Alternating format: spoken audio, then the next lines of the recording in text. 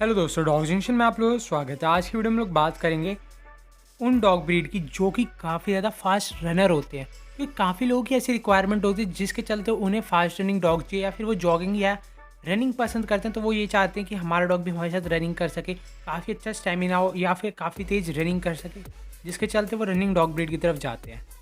तो आज उन्हीं डॉग ब्रीड के बारे में बात करेंगे।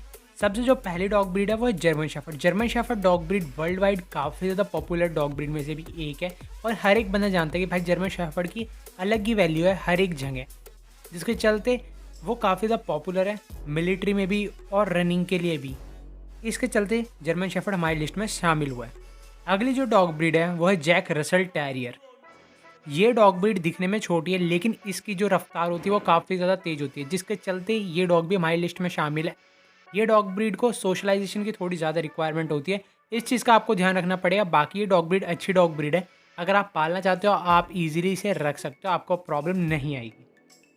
अगली डॉग ब्रीड है हमारी अमेरिकन पिटबुल टेरियर, जैसे कि लोग APBT भी कह देते हैं। ये डॉग ब्रीड काफ़ी ज़्यादा पावरफुल डॉग ब्रीड होती है और काफ़ी ज़्यादा फास्ट रनर होते हैं, जिसके चलते ये अगर गार्डिंग का काम कर रहे होते तो बहुत जल्दी जल्दी किसी भी लोकेशन से दूसरी जगह पहुंच जाते हैं और काफ़ी ज़्यादा इंटेलिजेंट डॉग ब्रीड होती है। कई जगह की फोर्सेस भी इन्हें इस्तेमाल करती है और ये बच्चों के साथ भी अच्छे तरीके से रहते हैं। बस बात की आपको इन्हें बचपन से ही सोशलाइज करना पड़ेगा बच्चों के साथ रखने के लिए। अगली जो डॉग ब्रीड है वो है grey hound. Grey hound dog breed के बारे में हर किसी को पता होगा जो कि रनिंग डॉग ब्रीड के बारे में सोचता हो, ग्रे हाउंड उनके सामने ज़रूर आती होगी।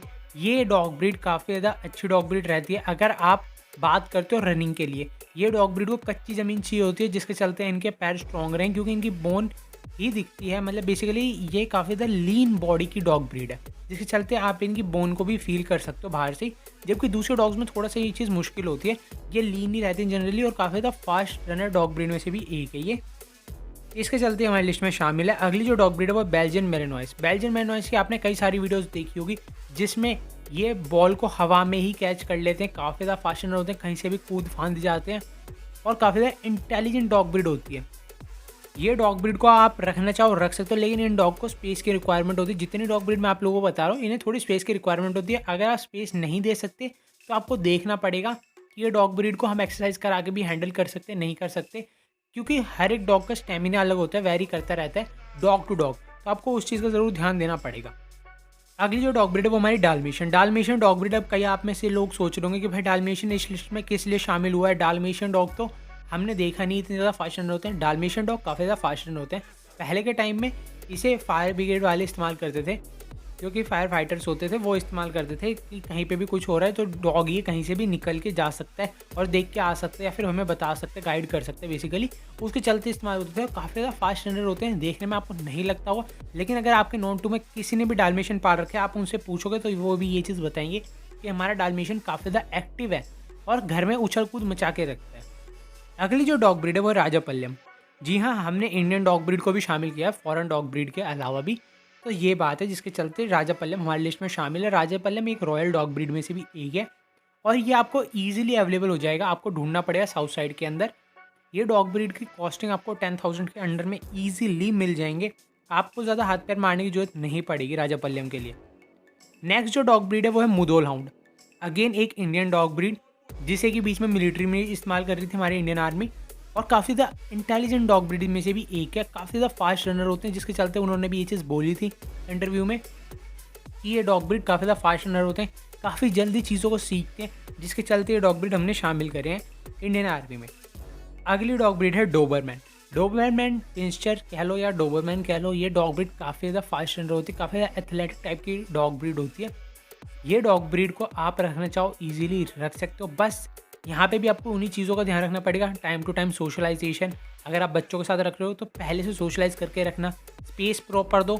अगर आपका घर बहुत ही ज़्यादा कंजेस्टेड है तो इन डॉग ब्रीड को अवॉइड करके आप दूसरी डॉग ब्रीड की तरफ जा सकते हो, या फिर अगर आपकी रिक्वायरमेंट लेजी डॉग ब्रीड की है तो आप हमारी दूसरी वीडियो भी देख सकते हो जिसके अंदर मैंने आप लोगों को बताया था these are top 10 most laziest dog breed. अगर आप उन्हें भी लेते हो तो आपका काम आसान हो जाता है बेसिकली, क्योंकि वो इतनी ज़्यादा आपसे केयर नहीं मांगेंगे, साथ में वो घर में मोस्टली टाइम सो के स्पेंड करना ज़्यादा पसंद करते हैं या फिर थोड़े लेज़ी रहते हैं, जिसके चलते अगर आप उन्हें थोड़ा कम टाइम भी दोगे या फिर ज़्यादा वॉक पे ले जाओगे तो भी उनका काम चल जाता है। लास्ट नॉट लीस्ट जो डॉग ब्रीड है वो रखी है Rampur grey hound dog breed. ये इंडियन में ग्रे हाउंड के नाम से काफ़ी ज़्यादा फेमस डॉग ब्रीड है। ये डॉग ब्रीड काफ़ी ज़्यादा फास्ट रनर होती है और मोस्टली जो डॉग रेस होती है उनमें इन्हीं डॉग का इस्तेमाल किया जाता है। आपको हर एक डॉग के साथ कच्ची ज़मीन का ध्यान रखना पड़ेगा जो कि हाउंड डॉग ब्रीड्स होती हैं, क्योंकि इनके पैरों को ही स्ट्रेंथ चाहिए होती है मेन, जिसके चलते अगर आप इन्हें कच्ची ज़मीन पर रखोगे तो इनके पैर स्ट्रॉन्ग रहते हैं। लेकिन अगर आप पक्की ज़मीन पर रखते हो जैसे कि फर्श हो गया या फिर रोड पर दौड़वाते हो तो उनके चलते इनके जॉइंट्स में प्रॉब्लम हो सकती है। इन चीज़ों का आपको ज़रूर ध्यान देना पड़ेगा अगर आप ये डॉग ब्रीड में से कोई भी डॉग ब्रीड लेते हो, वरना आपको इन फ्यूचर अपने डॉग के ऊपर काफ़ी ज़्यादा आपको टाइम भी स्पेंड करना पड़ेगा, उसकी मेडिकेशन में भी टाइम स्पेंड होएगा, साथ में आपको भी अच्छा नहीं लगेगा कि आपके डॉग की हेल्थ अच्छी नहीं है लॉन्ग टर्म में। तो इन चीज़ों का ज़रूर ध्यान रखना। बाकी आप लोग बताना आप नेक्स्ट वीडियो किस टॉपिक पे देखना चाहते हो। अगर आप लोगों ने चैनल को अब तक सब्सक्राइब नहीं किया तो ज़रूर चैनल को सब्सक्राइब कर लो, क्योंकि फ्यूचर में और भी काफ़ी ज़्यादा इंटरेस्टिंग वीडियो आने वाली है जो कि आप बिल्कुल भी मिस करना पसंद नहीं करोगे। Thanks for watching this video. मिलते हैं अपने नेक्स्ट वीडियो के अंदर बहुत ही जल्द। जय हिंद दोस्तों।